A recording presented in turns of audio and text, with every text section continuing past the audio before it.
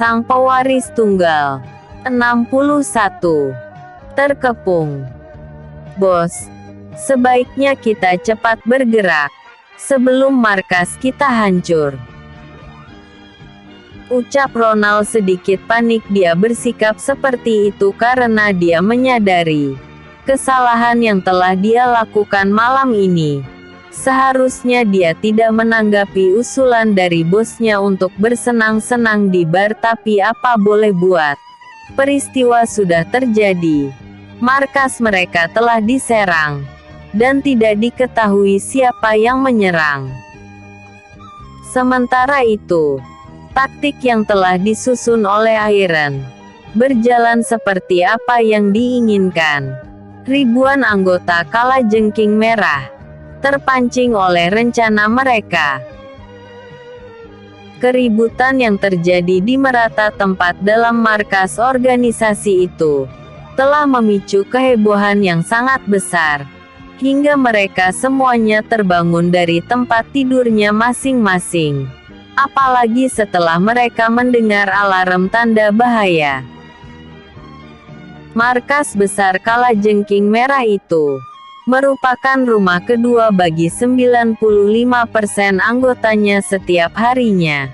Mereka hidup dan tidur di sana. Tujuannya adalah agar mereka senang dihubungi dan demobilisasi ketika diperlukan, sama seperti malam-malam sebelumnya.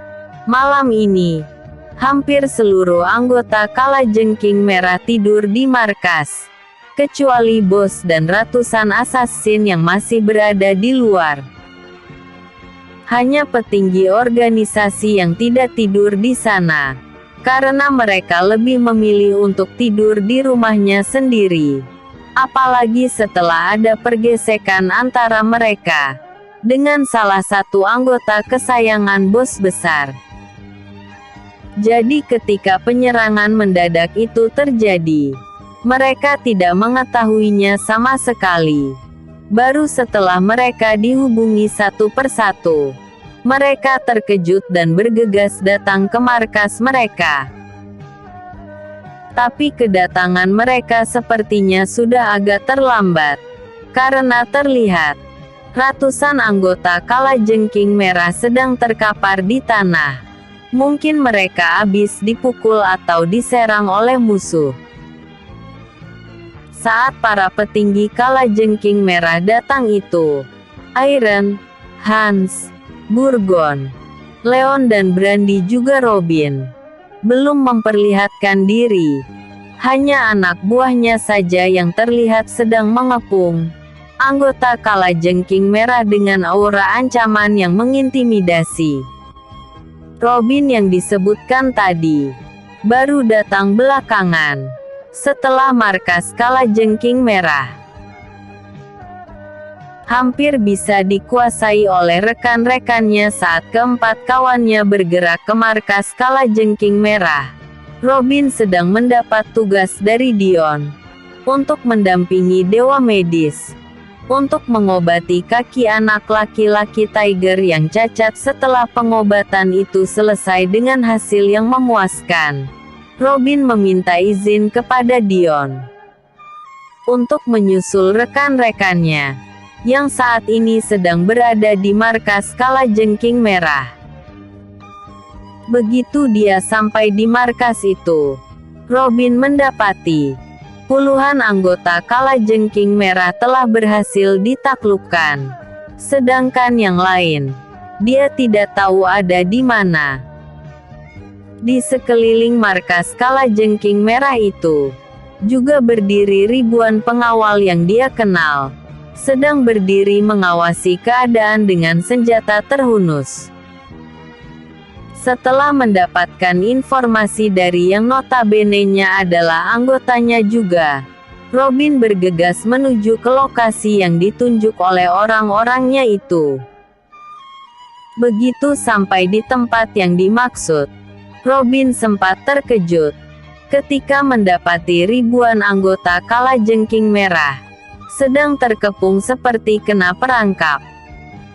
Di saat itu jugalah Belasan petinggi Kalajengking Merah datang dan langsung keluar dari pintu rahasia yang hanya orang-orang tertentu saja yang tahu keberadaannya. Siapa kalian? Dan kenapa kalian menyerang markas Kalajengking Merah ini? Tanya Bimo, ketua satu organisasi penasaran.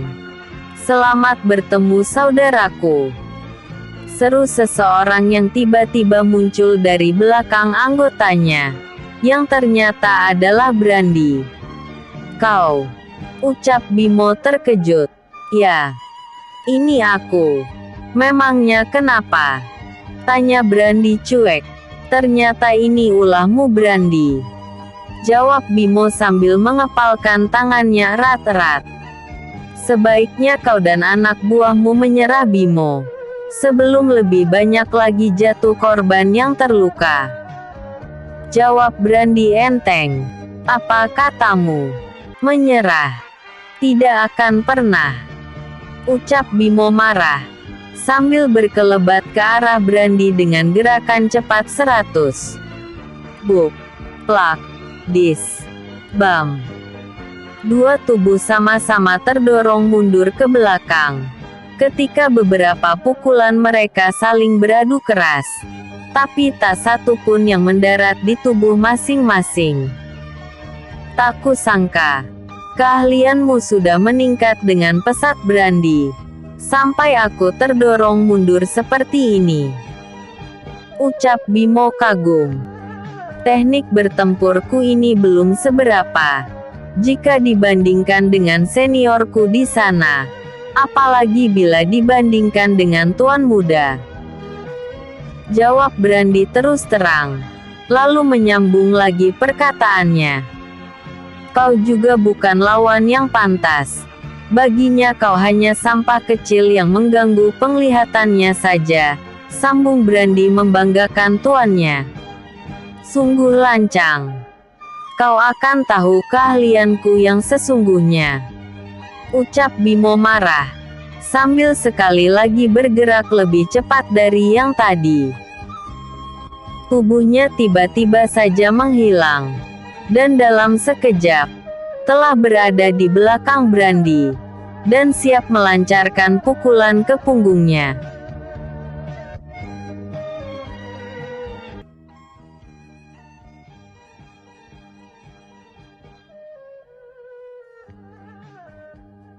Tapi Brandi bukanlah orang lemah dan mudah ditundukkan dan diprovokasi. Begitu saja serangan senyap yang tiba-tiba dilancarkan oleh Bimo ke arahnya bisa diatasinya dengan mudah, hanya dengan menggeser tubuhnya sedikit ke samping. Maka serangan itu lewat begitu saja. Bimo yang melihat serangannya tidak berhasil, kembali merilis keahliannya yang lain. Kali ini kaki kanannya berkelebat menuju ke arah kaki Brandi.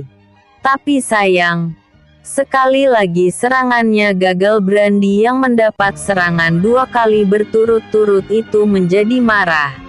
Kemudian dia balas melancarkan serangannya ke arah Bimo. Tendangan, pukulan, sapuan kaki, berbalas-balasan di antara mereka berdua. Tapi tak satu pun yang mengenai tubuh lawan. Tapi dalam satu kesempatan yang sempit, ketika Bimo melancarkan sapuan kaki kanannya lagi ke kaki Brandi, dia melambungkan tubuhnya ke atas. Kemudian dengan cepat, dia melayangkan tinju tangan kanannya ke arah dada Bimo. Bimo yang mendapat serangan mendadak tersebut tidak bisa mengantisipasinya dengan cepat. Posisinya saat itu sedang condong ke depan. Maka tak pelak, serangan dari Brandi mengenai dadanya dengan telak. Akibat terkena pukulan dari tangan kanan Brandi, Bimo terdorong mundur ke belakang. Tangan kanannya refleks memegang bagian dada yang terkena tendangan tersebut. Kumar dan Arya, yang melihat rekannya kesulitan menghadapi Brandi, berniat untuk membantunya. Tetapi tiba-tiba dari belakang sebelah kiri, muncul seseorang yang berperawakan tegap dan beraura kuat. Jangan mengganggu urusan mereka. Lawanmu adalah aku. Ujarnya sangat jumawa secara tiba-tiba. Siapa orang barusan bersuara itu? Ternyata dia adalah Robin, si dewa kematian. Aura yang dipancarkan benar-benar mengintimidasi keadaan. Kumar dan Arya tercekat diam. Dia tidak menyangka orang yang sangat ditakutinya saat itu tiba-tiba datang. Apa hubungan antara Brandy dan Robin tersebut? Kenapa dia ada di dalam pasukan penyerang itu? Ketika sedang memikirkan bagaimana seorang dewa kematian bisa muncul di dalam pasukan yang menyerang markas Kalajengking Merah, tiba-tiba muncul lagi Iron, Hans, Leon dan Burgon secara berturut-turut dari berbagai sisi. Kemunculan keempatnya yang secara tiba-tiba itu sukses membuat Bimo, Kumar, Arya menjadi terkejut. Secara perlahan tubuh mereka gemetaran. Bukan hanya Bimo, Kumar dan Arya yang gemetaran, tapi seluruh petinggi Kalajengking Merah juga ikut gemetaran dan ketakutan. Mereka menyadari siapa orang-orang yang baru muncul tersebut. Abis sudah. Mana bos sedang tidak ada di tempat. Kemudian Ronald, yang katanya seorang assassin yang tak terkalahkan, saat ini malah tidak ada di markas. Batin Bimo dalam hati. Kalau mereka tidak datang, maka tamatlah riwayat kita. Berikut dengan organisasi kita. Sambungnya lagi dalam hati. Di sisi lain, Iron yang melihat kebisuan mereka, tidak mau berlarut-larut dalam perdebatan itu, apalagi yang sifatnya bertele-tele. Iron tampil ke depan kemudian dia berkata, hanya ada satu kata bagiku, menyerah atau mati. Ucapnya dingin. Bimo seketika tercekat ketika mendapat peringatan dan ultimatum seperti itu. Dia tidak bisa memutuskan apakah harus melawan atau menyerah. Pikirannya benar-benar galau. Kalau dia melawan, walaupun saat itu ada ribuan anggotanya, tetapi saat itu mereka tidak dalam keadaan siap. Mereka terjebak dan terkurung di tengah-tengah kepungan orang-orang kuat tersebut. Pada dasarnya mereka memang bisa melawan, tetapi tentu saja kekuatan mereka saat ini kalah jauh jika dibanding dengan kekuatan orang-orangnya Iron. Ribuan penyerang bersenjata lengkap, sedangkan mereka bertangan kosong, tentu saja akan menjadi santapan empuk senjata-senjata pasukan penyerang. Bimo sebagai ketua satu gangster Kalajengking Merah, tidak bisa mengambil keputusan saat itu juga, sebab masih ada orang yang berhak untuk menyatakan menyerah atau melawan. Dia saat itu hanya berpikir, bagaimana orang-orang kuat pengawal keluarga besar Tuan Mahesa Birawa bisa berada di dalam rombongan Brandy itu. Tapi, semakin dipikirkan masalah tersebut, pikirannya semakin buntu. Dia melihat banyak anak buahnya yang sudah putus asa, dan gelagatnya ingin menyerah. Mereka secara sembunyi-sembunyi mengedarkan pandangannya ke belakang, depan, samping kanan dan kiri. Tapi yang didapatinya, kemanapun mereka memandang, ada 3 lapis orang-orangnya Iron yang sedang mengepung mereka. Jika mereka bergerak atau melawan, maka tidak membutuhkan waktu lama. Nyawa mereka akan melayang. Bimo yang menyadari posisi lemahnya itu, memutuskan untuk menyerah saja, demi untuk melindungi anak buahnya.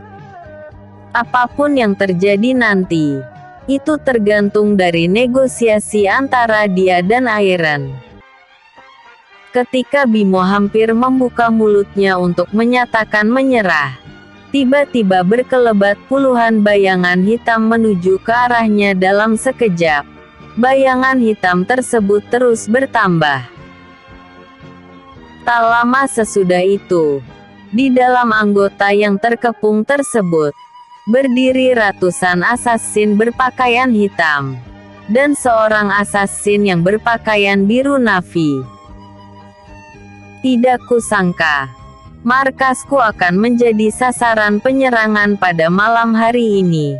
Padahal aku berencana 2 hari ke depan akan menyerang markas elang hitam milikmu untuk mencabut nyawa busukmu itu, Brandi. Ucap seseorang yang baru saja muncul tadi. Tapi tak kusangka pula, kau malah sendiri yang datang untuk mengantarkan nyawamu ke sini. Ucapnya lagi penuh percaya diri. 62. Kau lihatlah sekelilingmu. Kau sangat percaya diri, John. Apakah kau buta? Atau pura-pura buta, hingga tak bisa melihat sekelilingmu? Ucap Brandi geli. Bagiku kekuatanmu, apalagi orang-orangmu itu adalah sampah. Hanya sekali tiup akan beterbangan. Jawab John sombong. Benarkah? Tanya seseorang yang ternyata adalah Iron, sambil maju lebih ke depan, diikuti oleh Hans, Leon, Robin, dan Burgon. Tuan, ujar John terbata-bata sambil mundur ke belakang. Ya, ini aku dan yang lain. Ada masalah, John, ujarnya dingin. Lalu menyambung lagi pertanyaannya. Atau jangan-jangan, matamu memang benar-benar buta, hingga tidak mengenali kami lagi? Sambung Iron mengintimidasi. Tuan, sungguh aku tidak menyadari kehadiranmu di sini. Aku cuma melihat Brandi dan anak buahnya yang di sana. Kalau kau sudah menyadarinya, lalu apa yang akan kau perbuat? Apakah kau akan tetap melanjutkan pertikaian ini? Kau lihatlah sekelilingmu. Tanya Iron mengingatkan John sambil mengarahkan jari telunjuknya ke segala arah. John mengedarkan pandangannya ke segala arah, seperti yang ditunjukkan oleh Iron tadi. Sekarang dia baru menyadari bahwa posisinya juga anak buahnya sedang terkepung. Walaupun tengah berada di markas besarnya sendiri, tetapi posisinya juga anak buahnya telah terkepung sedemikian rupa. Mereka berkumpul di tengah-tengah areal yang cukup luas, sementara di kanan, kiri, depan, dan belakangnya berjejer pasukan lain yang dipersenjatai dengan senjata lengkap. Hasil akhirnya adalah John tidak bisa menjawab. Dia hanya terpaku diam. Pikirannya dilema antara menyerah atau tetap melanjutkan perlawanannya. Pikirannya benar-benar galau berat. Sekali lagi dia mengedarkan pandangannya ke sekeliling orang-orangnya. Di situ dia mendapati ribuan anggotanya sedang terkepung tanpa senjata, seperti hewan yang sudah terkena perangkap, sementara lawan rata-rata memegang senjata seperti pedang, tombak, tongkat, katana, bahkan senjata api otomatis. Kalau dia tetap bersikeras melanjutkan pertikaian ini, maka bisa dipastikan dia dan anak buahnya akan habis detik itu juga. Di tengah kebingungan John tersebut, Ronald tiba-tiba saja tampil ke depan dan berkata, "Terlanjur kalian sudah ada di sini. Aku ingin merasakan bagaimana kuatnya orang-orang Brandi yang kesohor itu. Atau katakanlah, kalian adalah para pengawal keluarga Mahesa Birawa, yang konon katanya adalah orang terkaya di negara ini, bahkan di dunia." Ucap Ronald sombong dan memprovokasi. Semua orang terdiam mendengar ucapan Ronald yang berani tersebut. Mereka tidak menyangka bahwa Ronald sanggup berkata seperti itu. Tak tahukah dia, atau memang tidak mau tahu, bahwa situasi yang dihadapi oleh anggota Kalajengking Merahnya benar-benar gawat dan kritis. Ketika bosnya bimbang dan takut, dia malah dengan sombongnya berkata seperti itu. Memang benar-benar manusia bodoh dan tak sayang nyawa. Hahaha. Tawa semua orang pecah, kecuali sebagian besar anggota Kalajengking Merah. Mereka memilih diam daripada ikut tertawa karena takut. Iron dan 4 kawannya yang lain, beserta orang-orangnya, tertawa terbahak-bahak ketika mendengar ucapan Ronald yang cukup berani tersebut. Mereka kira Ronald itu siapa? Ternyata hanya seorang assassin yang lemah. Walaupun dia sekarang telah menjadi seorang komandan yang membawahi 150 assassin. Tetapi kalau berhadapan dengan 1 atau 2 assassin yang dimiliki oleh Iron, maka Ronald tidak ada apa-apanya di mata mereka. Bagus kalau begitu. Ternyata masih ada orang yang sok kuat di sini, ujar Iron sambil menyeringai. Terlihat sangat menyeramkan. Sekarang kau pilih, siapa yang ingin kau hadapi di antara kami semua? Sambung Iron lagi. Aku ingin menantangmu. Yang konon katanya, ilmu silatnya sudah tidak bisa diukur lagi. Jawab. Tubuhnya tiba-tiba saja menghilang dari tempatnya semula. Sebagian anak buah Brandi, juga anggota Kalajengking Merah, tidak bisa melihat keberadaan Ronald tersebut. Ronald sambil berkelebat ke arah Iron, tetapi bagi anak buah Iron, apalagi bosnya sendiri, bisa melihat gerakan lambat yang sedang dipraktekkan oleh Ronald manusia bodoh itu. Dengan yakinnya, dia melancarkan serangan ke arah Iron dengan kekuatan puncak yang menurutnya sangat mematikan itu.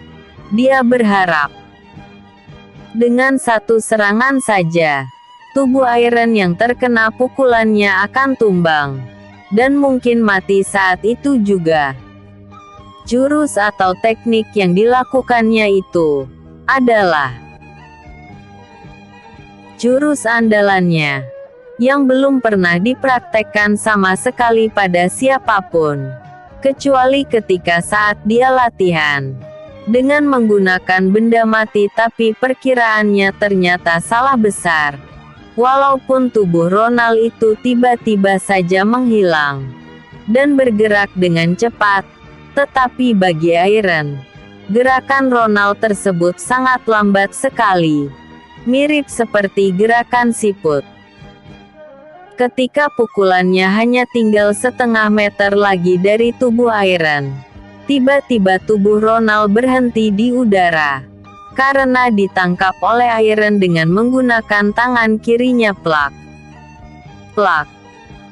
Secepat kilat, Iron menamparkan wajah Ronald dengan menggunakan telapak dan punggung tangan kanannya sebanyak 2 kali, hingga membuatnya terpelanting dan jatuh sekitar 3 meter dari tempatnya semula. Dari mulutnya mengalir darah segar, dan kedua pipinya lebam, hidungnya berdarah. akibat terkena tamparan yang tidak begitu kuat dari tangan kanan Iron. Semua orang tercengang melihat reaksi cepat dari Iron tersebut, kecuali bagi 4 kawannya yang lain juga anak buahnya. Mereka sudah memahami bagaimana kekuatan komandan besar, pengawal keluarga Mahesa Birawa itu. Brandi dan orang-orangnya tercekat diam, dan tidak berani berkomentar apapun. Sedangkan seluruh anak buah John, termasuklah Bimo, Arya dan Kumar, beserta 10 petinggi organisasi, melongo dengan mulut menganga lebar. Luar biasa. Jika serangan itu ditujukan kepadaku, mungkin aku akan mendapat luka yang lumayan parah, ucap salah seorang petinggi kalajengking, merah dalam hati. Ternyata tamparan yang kelihatan biasa itu mengandung kekuatan yang sangat besar. Jika tamparan itu diarahkan padaku, mungkin aku akan sangat kesulitan untuk menghadapinya. Batin Bimo juga dalam hati. 150 orang assassin yang saat itu juga tengah berada dalam kepungan tersebut, begitu melihat komandannya terluka, hanya dengan sekali pukulan, hatinya bergetar juga. Padahal gerakan Ronald sudah sangat cepat, tapi sebagai seorang assassin, pantang bagi mereka untuk menunjukkan ketakutan pada musuh, walau sekuat apapun. Setelah mendapat kode dari Ronald, dengan gerakan tangannya secara rahasia, 150 orang assassin itu bergerak, dan segera menghilang dari pandangan mata.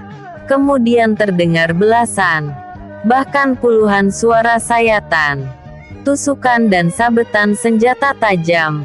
Ada juga bunyi pukulan yang cukup keras di dalam pertempuran itu. Crash, crash, jelip, jelip, duar, duar, boom, buk, buk, buk, buk, bam, ark. Puluhan assassin berpakaian hitam bertumbangan ke tanah. Ada yang terpotong leher, tangan dan kakinya, tertusuk dadanya, terbelah tubuhnya, dan bermacam-macam lagi yang terlihat. Apa yang sebenarnya terjadi? Kenapa assassin yang berpakaian hitam, yang seharusnya melukai orang lain, malah mati secara mengenaskan seperti itu? Ternyata setelah 150 assassin itu bergerak, tiba-tiba dari arah belakang dan dari tempat tersembunyi, 150 assassin lain juga ikut bergerak. Pakaian yang mereka kenakan berwarna biru navy, sehingga bisa membedakan mana musuh mana kawan para assassin yang dibawa oleh Iron dalam pertempuran tersebut, menghadang dan menghambat pergerakan assassin anak buah Ronald. Dengan sadisnya mereka membantai lawannya tanpa kenal ampun, sehingga pemandangan yang sangat mengerikan terpampang di tempat itu hanya membutuhkan waktu sekitar 1,5 menit. 150 assassin anak buah Ronald, seluruhnya mati dengan cara mengenaskan. Sudah dikatakan sebelumnya, bahwa assassin yang dibawa oleh Iron dalam penyerangan itu, keahliannya 10 kali lebih tinggi daripada keahlian assassin anak buah Ronald. Jika 2 assassin anak buah Iron disuruh bertempur menghadapi 150 assassin Ronald, mungkin hanya membutuhkan waktu sekitar 5 menit mereka semua akan binasa. Setelah semua anak buahnya mati, Ronald cuma bisa tertegun. Dia tidak menyangka bahwa assassin yang dibawanya seluruhnya mati dengan begitu mudah. Walaupun emosinya meluap-luap, dan kemarahannya sudah tidak tertahankan lagi, tetapi dia tidak bisa berbuat apa-apa saat ini. Di tengah dia sedang kebingungan seperti itu, tiba-tiba muncul seorang assassin di depannya.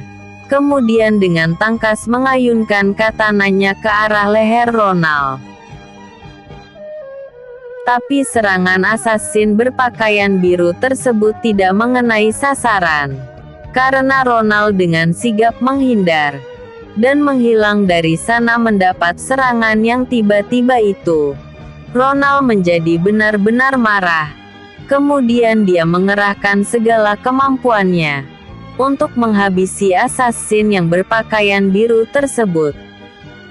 Secara tiba-tiba tubuhnya menghilang dan muncul kembali di depan assassin yang tadi menyerangnya. Tapi karena tingkat kepandaian mereka seimbang, jadi serangan apapun yang mereka lancarkan bisa diantisipasi oleh lawannya. Hampir 5 menit pertempuran antara Ronald dan seorang assassin Iron berlangsung. Mereka berdua sama-sama kuat, dan tidak ada yang mau mengalah sama sekali. Lokasi pertempuran mereka berpindah-pindah tempat. Kadang di atas atap, di tanah, di lorong-lorong bangunan di atas pohon. Dan sekarang ini mereka tengah berada di udara. Karena kemampuan keduanya seimbang, maka pertempuran tersebut berlangsung cukup lama.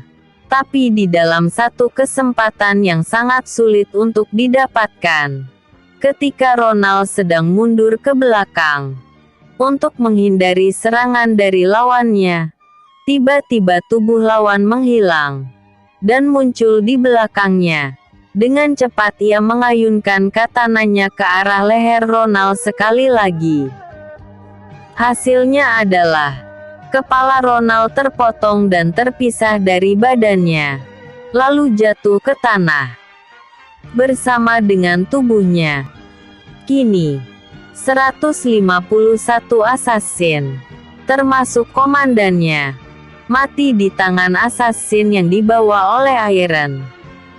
Dengan matinya Ronald, apakah pertempuran tersebut akan berhenti? 63. Kawan jadi lawan. Jam pada saat itu sudah menunjukkan pukul jam 1.50 dini hari. Jadi sudah hampir 1 jam 50 menit. Pertempuran dan pengepungan itu berlangsung. Udara dingin yang berhembus pada dini hari itu tidak lagi dirasakan oleh mereka, karena mereka semua tidak memikirkannya lagi. Mereka, terutama anggota Kalajengking Merah, saat ini sedang harap-harap cemas. Apakah nyawa mereka juga akan diambil oleh orang-orangnya Iron dan yang lain? Di samping lelah dan mengantuk, mereka juga takut terhadap situasi yang sedang mereka hadapi saat ini. Mau melarikan diri tidak akan mungkin. Mau melawan apa lagi? Jadi yang bisa mereka lakukan adalah menunggu dan menunggu. Hampir 10 menit ketegangan itu berlangsung. Dan tepat pukul 2 dini hari, Iron membuka suara, "Apakah pertikaian ini akan kita lanjutkan, John?" Ucap Iron mengintimidasi. "Aku tidak berani, Tuan. Atas nama seluruh anak buahku, dan dengan kesadaran sendiri, aku menyatakan tunduk kepada Tuan, tapi tidak kepada Brandy." Ujarnya memilah-milah. "Kenapa seperti itu?" tanya Iron keheranan. "Kekuatan Tuan sudah tidak bisa diukur lagi. Apalagi Tuan muda kalian. Tapi Brandy, kekuatannya hampir seimbang denganku.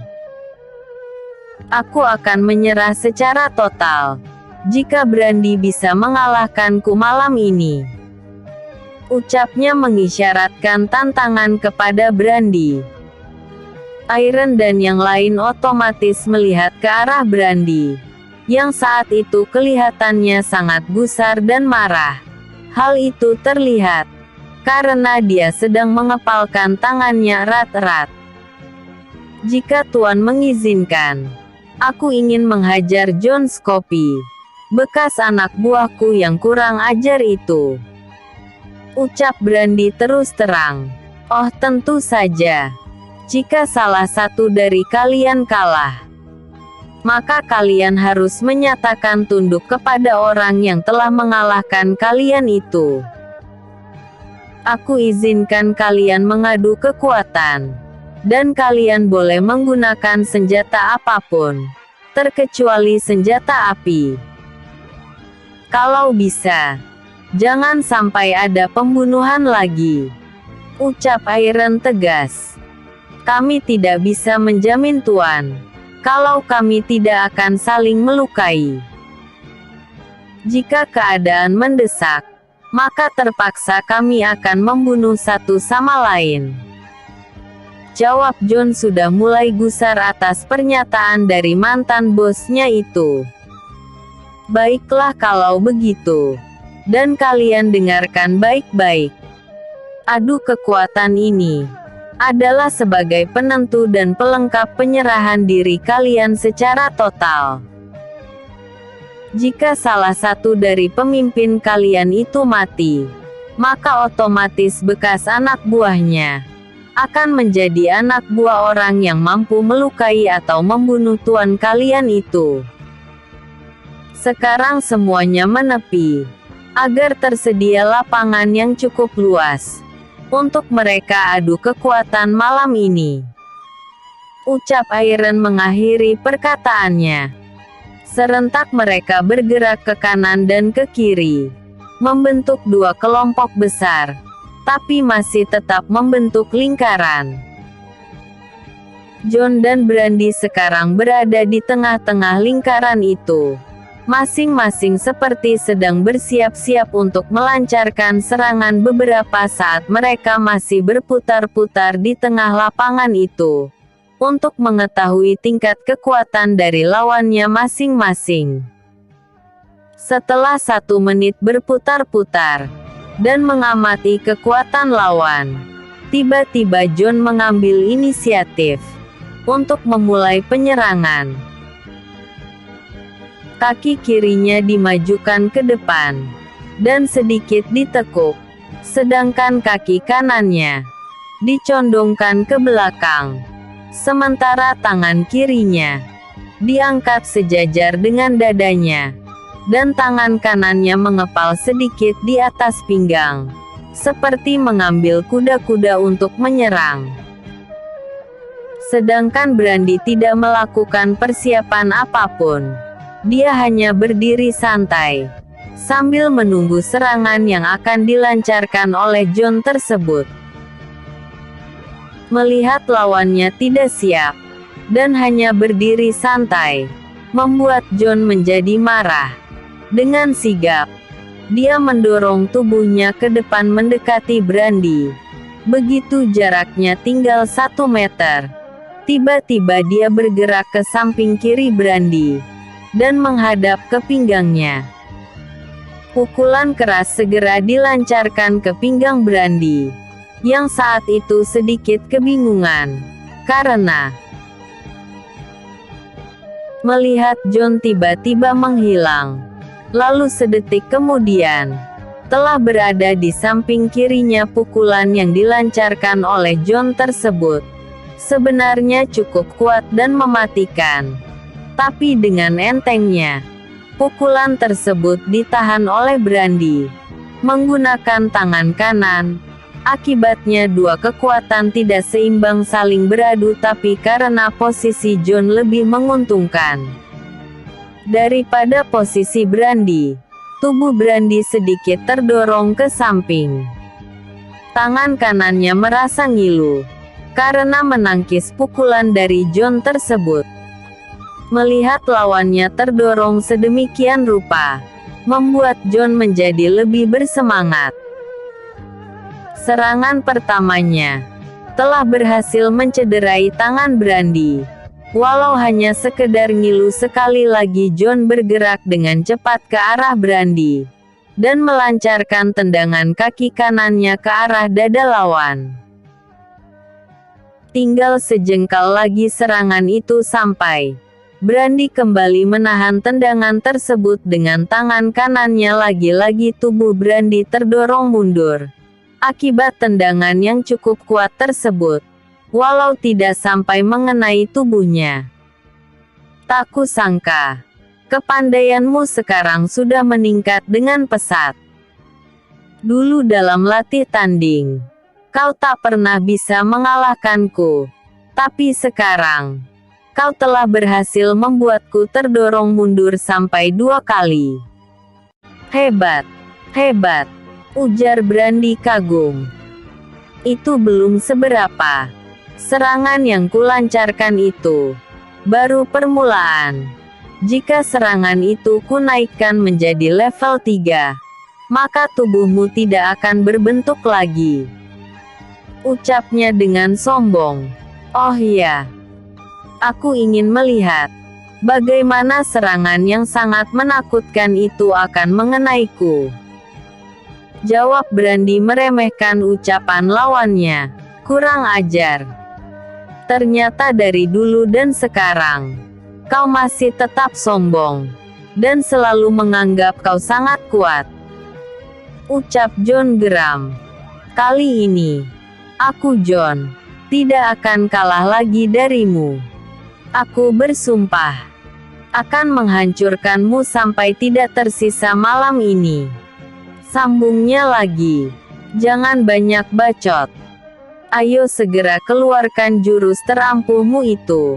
Aku ingin merasakan bagaimana hebatnya seranganmu tersebut, jawab Brandy enteng. Baik, lihatlah ini, ucap John singkat, sambil bergerak. Dengan langkah zigzag, John mengitari tubuh Brandy. Gerakannya semakin lama semakin cepat, hingga membuat tubuh Brandy limbung. Karena bergerak mengikuti arah angin yang diciptakan oleh pergerakan John tersebut kali ini, Brandy benar-benar kebingungan. Dia tidak bisa mendeteksi keberadaan John lawannya itu. Setelah dirasa cukup, John menghentikan gerakannya.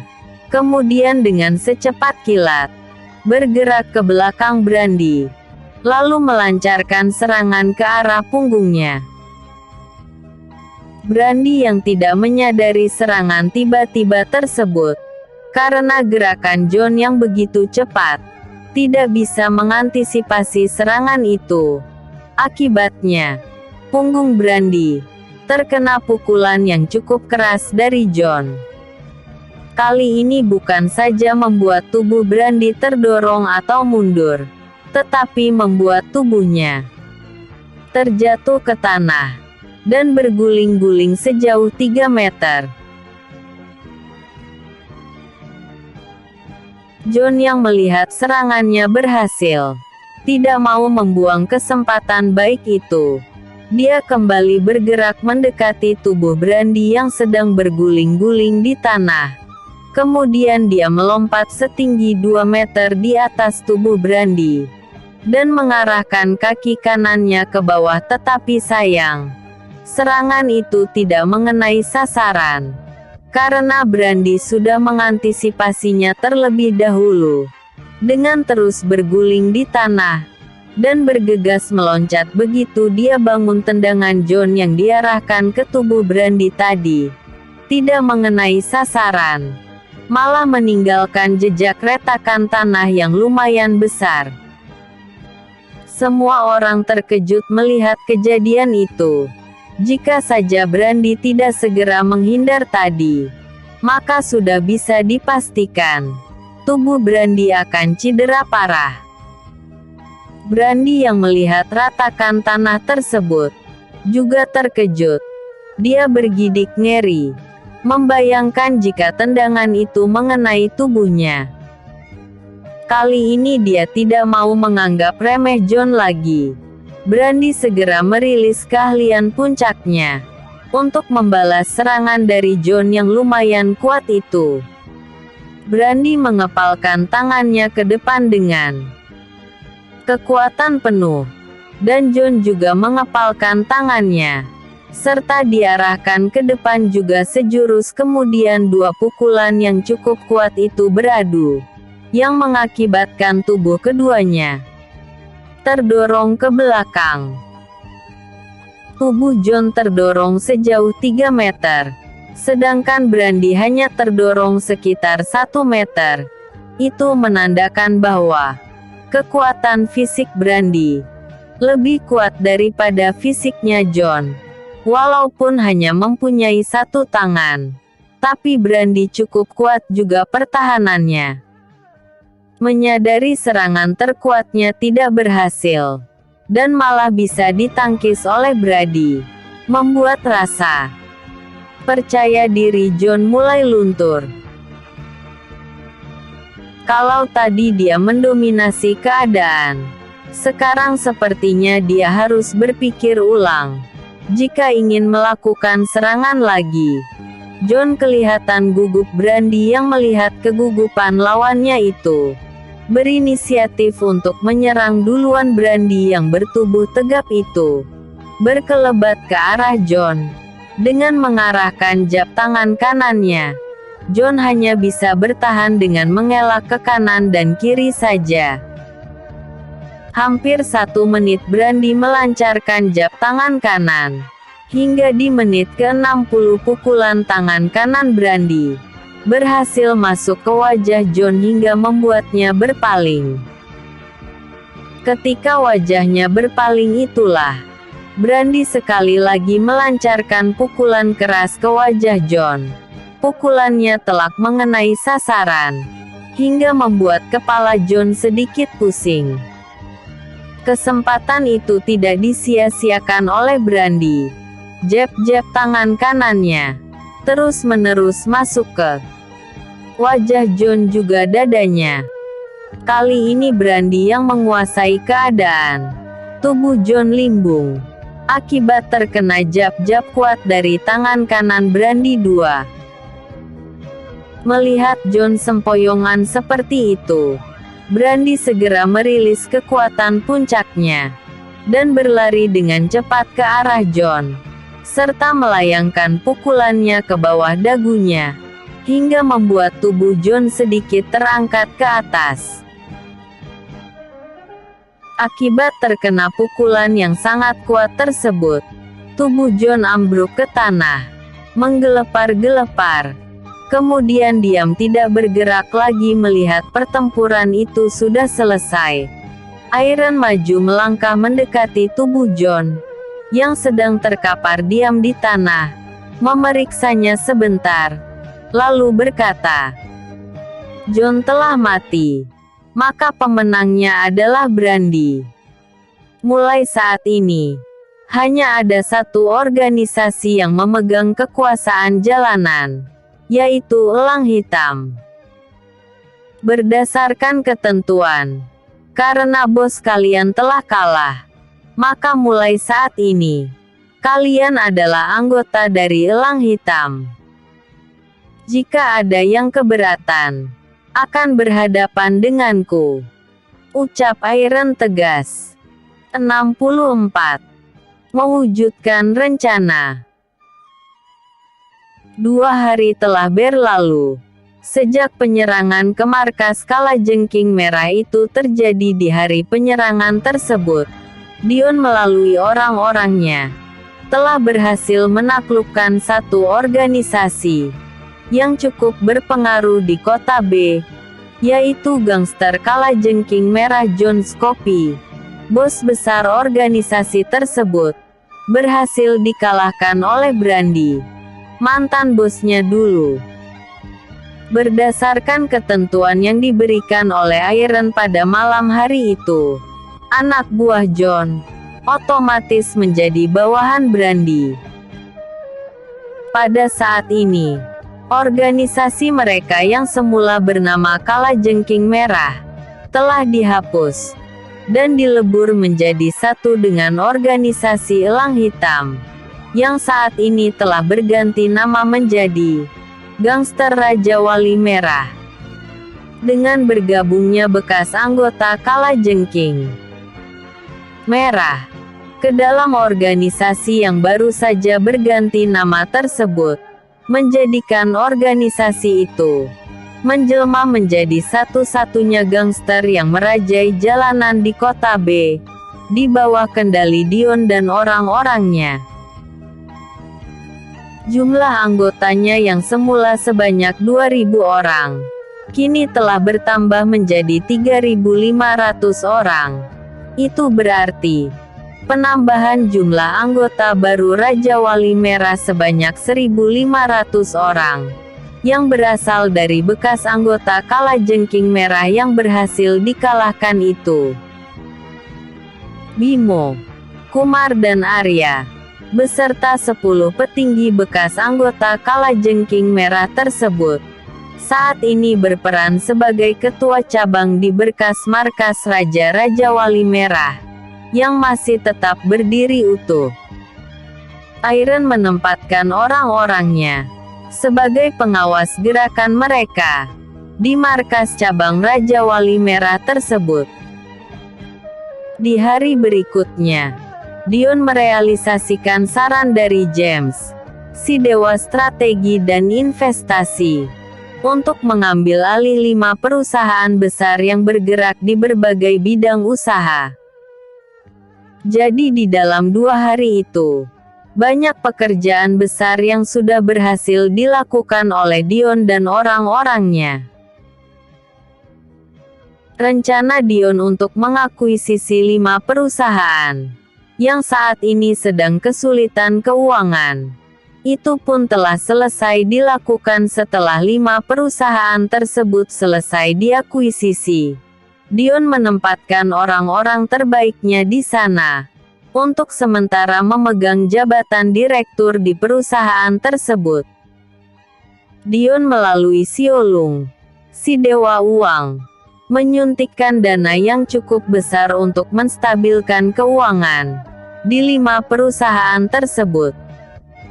Hari kedua setelah 5 perusahaan itu diakuisisi, kondisi 5 perusahaan itu mulai hidup dan bergairah kembali.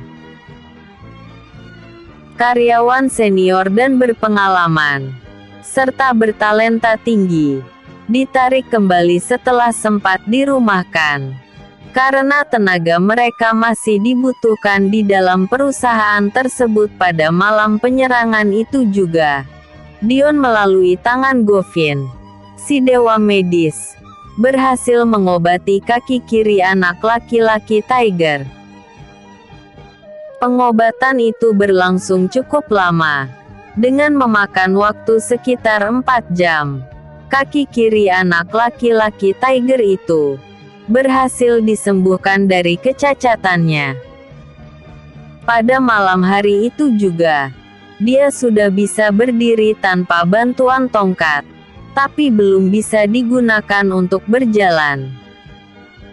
Masih membutuhkan waktu sekitar 3 hari lagi, baru kaki kirinya akan benar-benar sembuh total, dan bisa digunakan lagi untuk berjalan tanpa bantuan tongkat.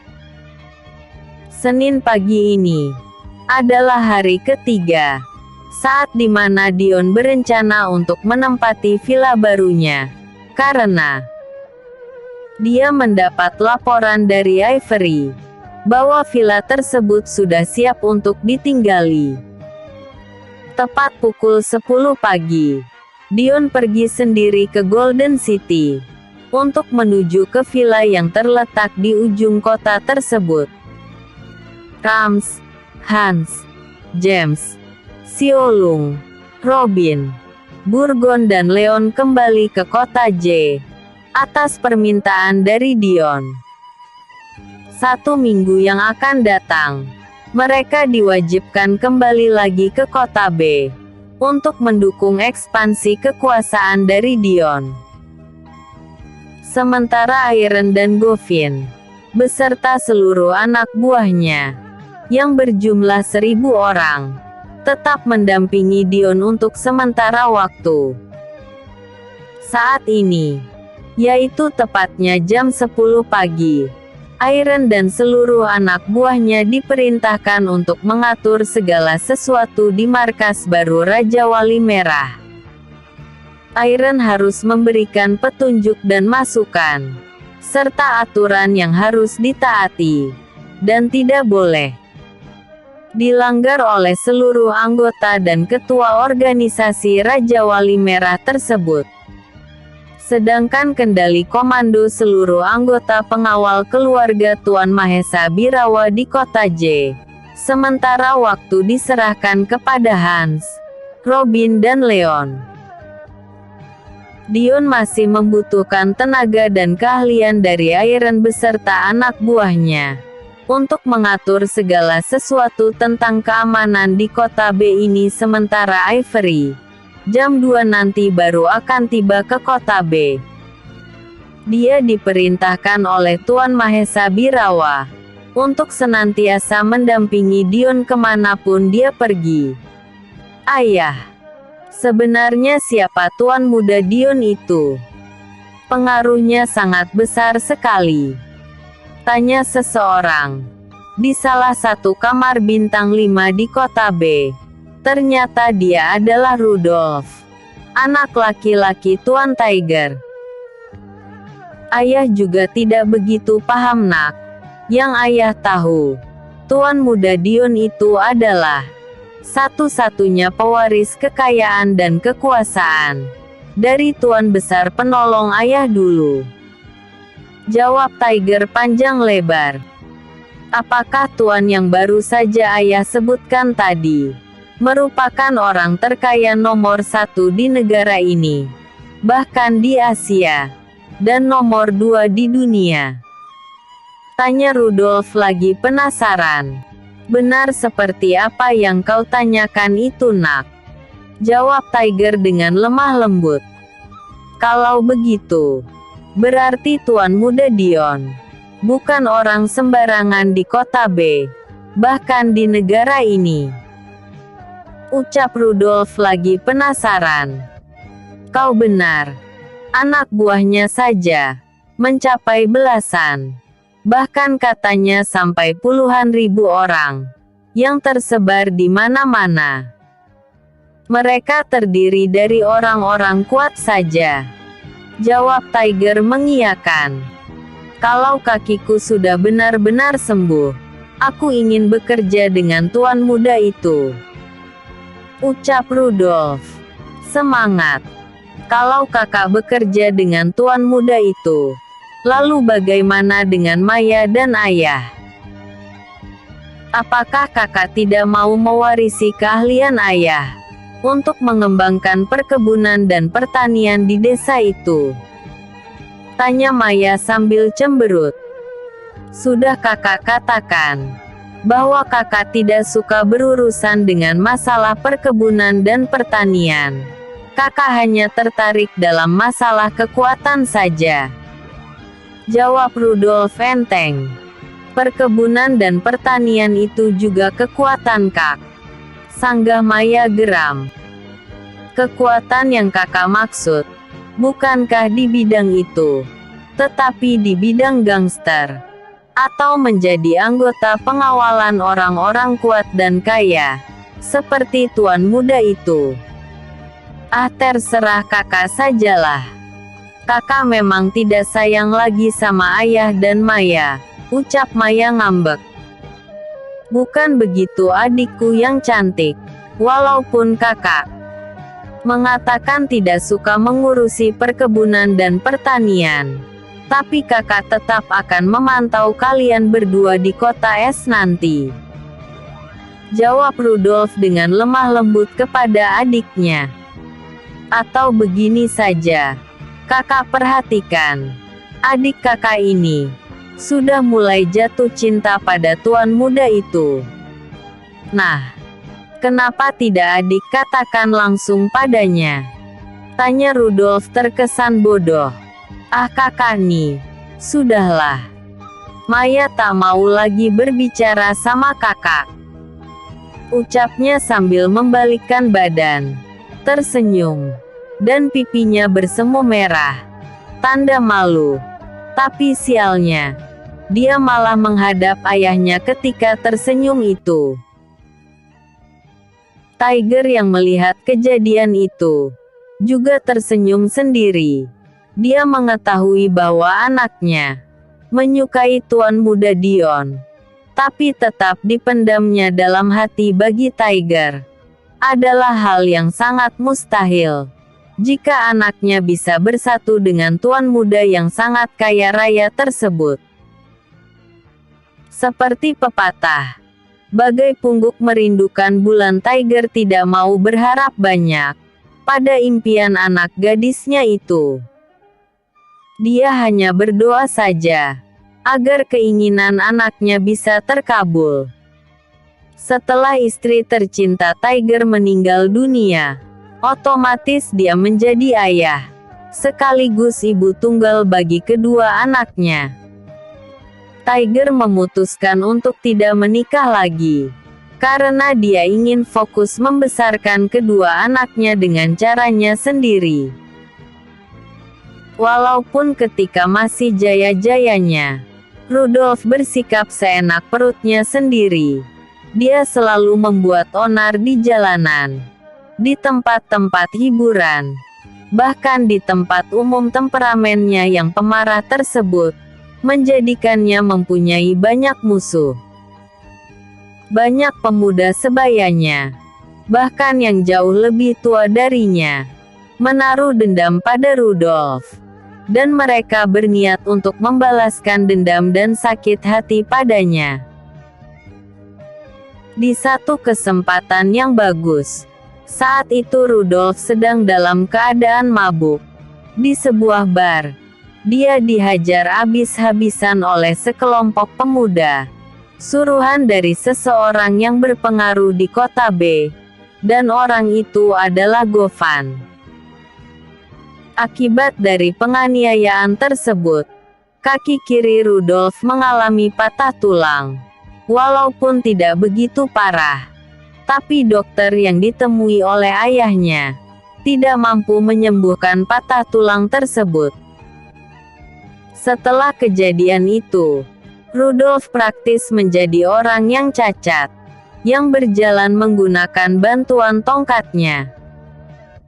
2 bulan setelah kecelakaan tersebut, usaha dari ayahnya juga bangkrut, karena dikhianati oleh rekan kerjanya sendiri yaitu Govan. Bukan hanya bangkrut saja, tetapi ayahnya terkena fitnah juga, karena dilaporkan telah menggelapkan uang perusahaan hasil merger dari Govan dan ayahnya tersebut. Dan akhirnya, ayahnya divonis penjara selama beberapa tahun. Kehidupan Rudolf dan Maya yang sudah jatuh itu semakin parah dan memprihatinkan. Untung saja Tuan Mahesa Birawa, yang merupakan taipan terkaya di negara tersebut, datang membantunya, kemudian mengirim Rudolf dan Maya ke sebuah desa di kota S, untuk diasingkan di sana selama beberapa tahun. Mereka tinggal dan menetap di desa itu. Setelah ayahnya bebas, Tuan Mahesa Birawa memberikan modal yang cukup besar kepada Tiger untuk kembali bangkit mengembangkan usahanya. Dengan bantuan Tuan Mahesa Birawa itulah Tiger bisa bangkit kembali hingga saat ini. Jadi ketika ditanyakan oleh Rudolf tentangnya, tentu saja dia bisa menjawab dengan lancar. Tetapi ketika ditanya tentang Dion, jelas dia belum banyak mengetahuinya. Sudahlah, kita kesampingkan dulu masalah ini. Kau fokus saja pada pengobatan kaki kirimu itu, ucap Tiger sambil keluar dari dalam kamar tempat mereka menginap. 65. Dari dulu kemana saja?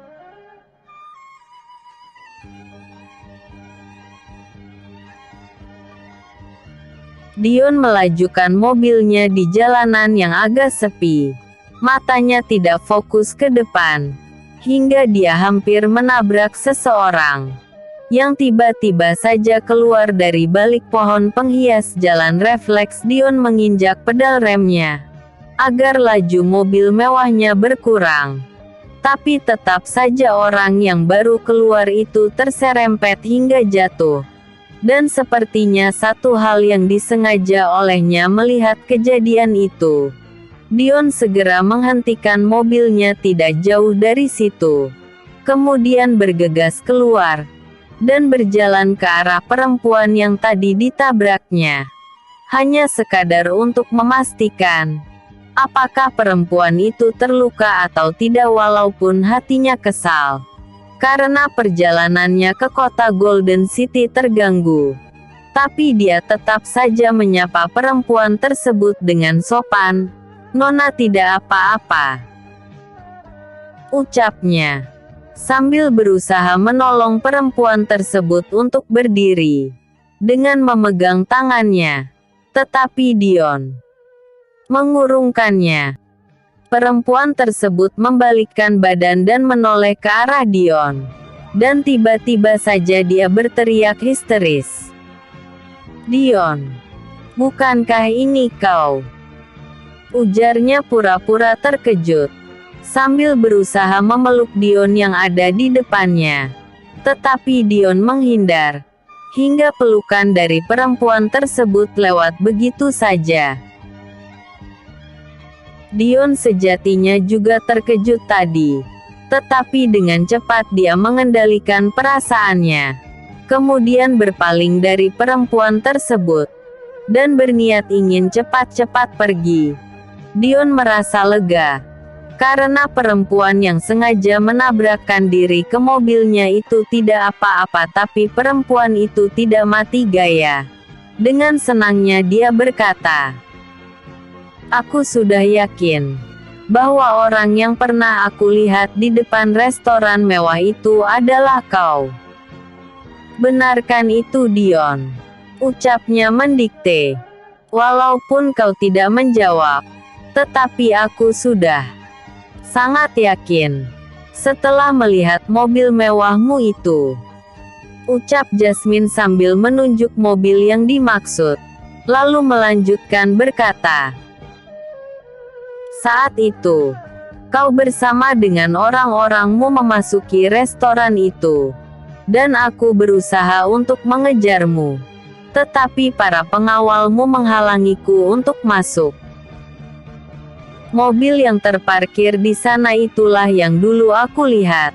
Berarti memang benar perkiraanku, bahwa orang itu adalah kau, Dion.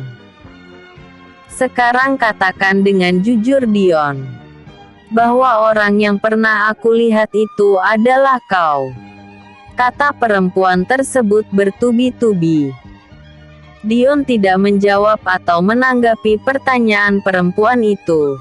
Dengan santainya dia membalikkan badan, lalu bergegas menuju ke mobilnya dan membukakan pintu.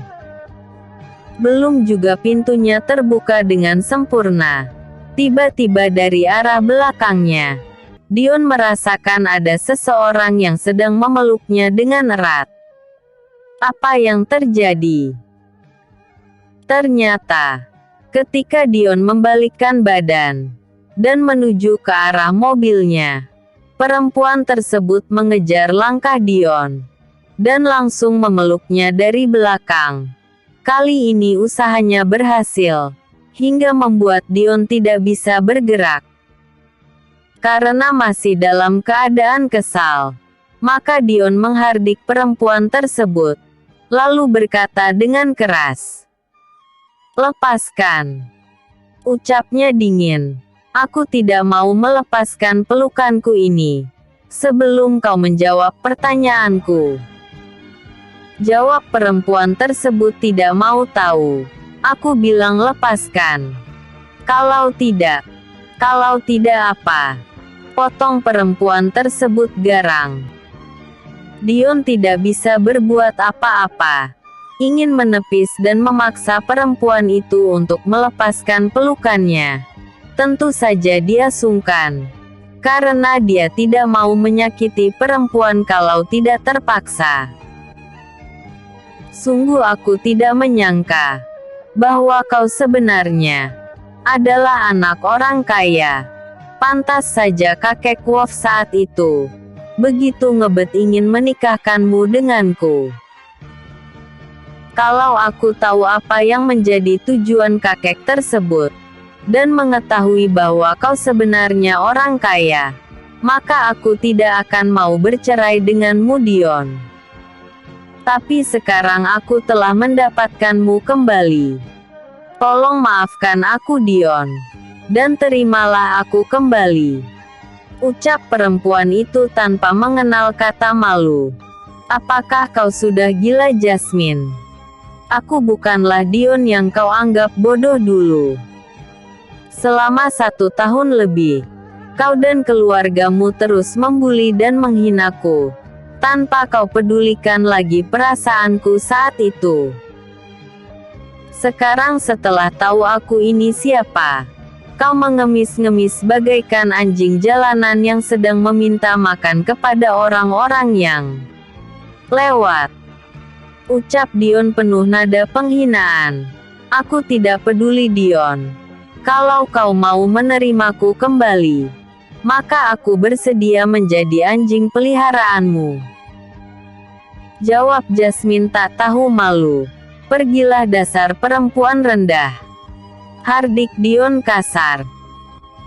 Tapi walaupun sudah dihardik, dibentak dan dihina serta didorong oleh Dion sedemikian rupa, Jasmine masih tetap saja memeluk punggung Dion dengan eratnya. Malah dia menyilangkan kakinya ke kaki Dion agar Dion tidak bisa lari.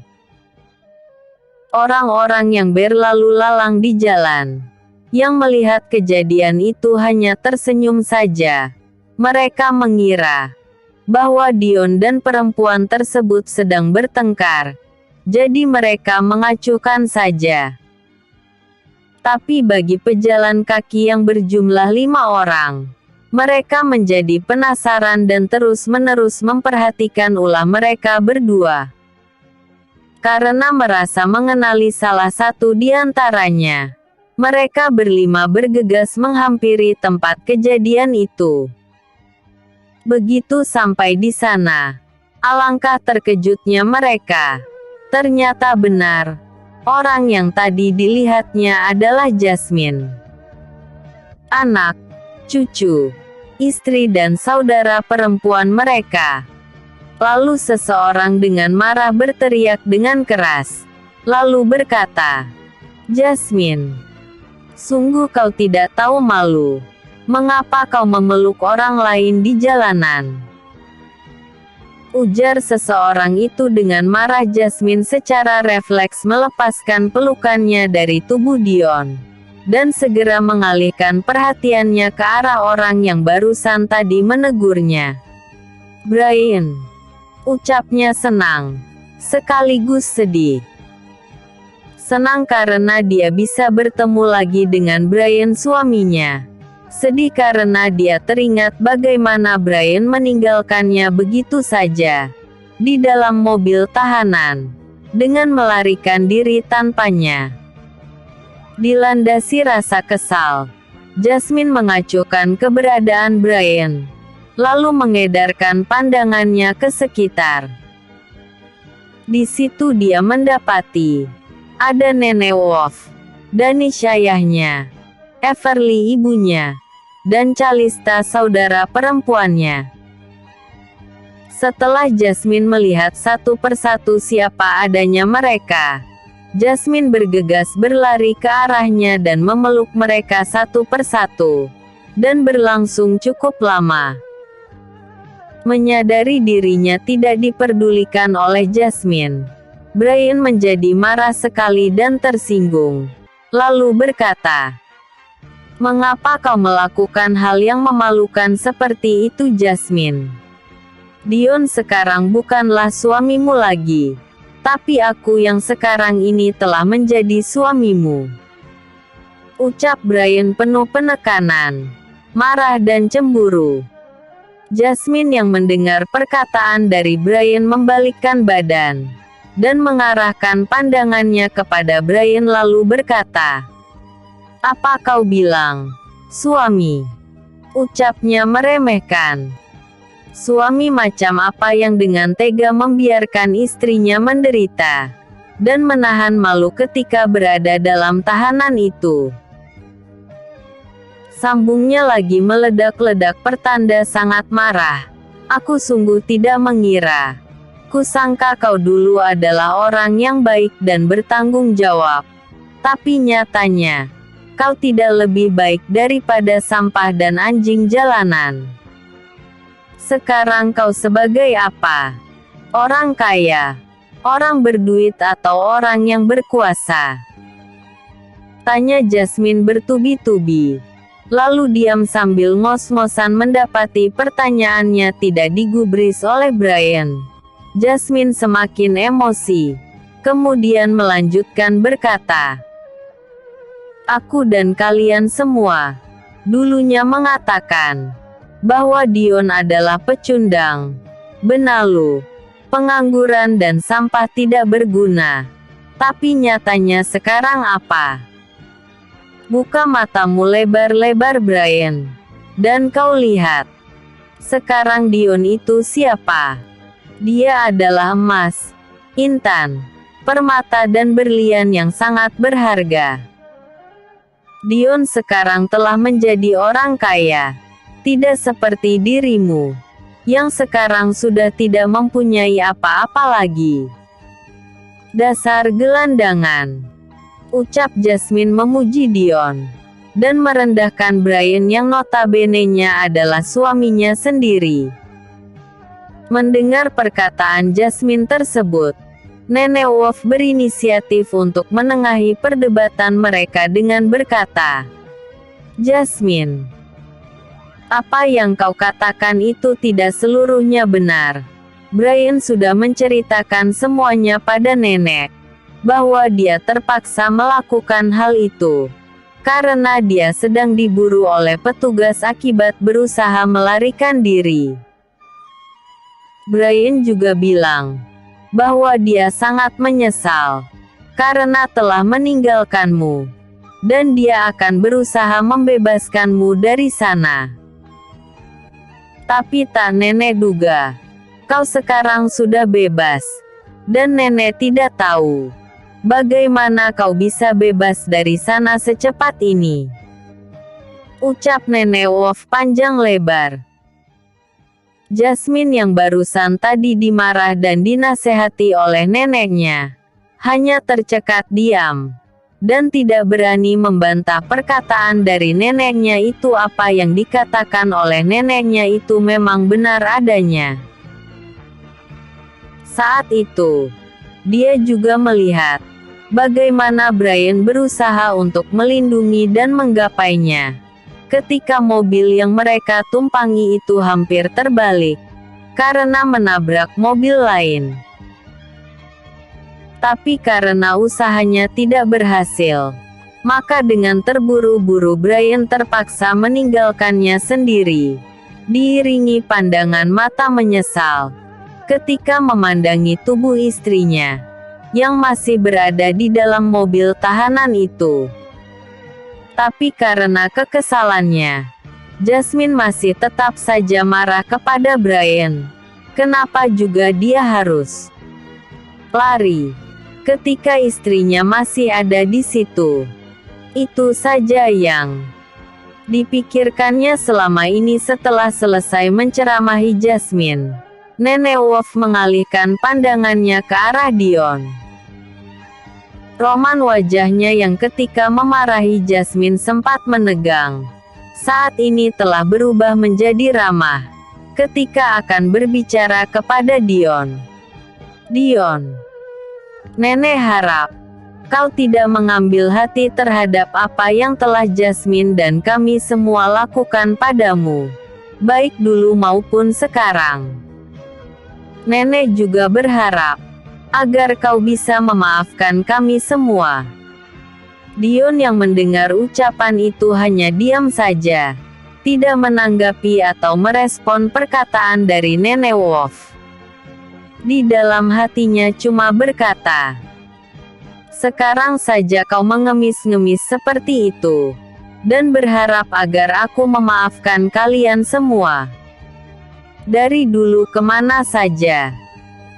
Batin Dion dalam hati. Lalu bergegas membukakan pintu mobilnya. Tapi belum juga dia duduk, terdengar sebuah suara menggema, "Tunggu," ucapnya. Bersambung ke episode berikutnya. 66. Saatnya untuk mereka tahu.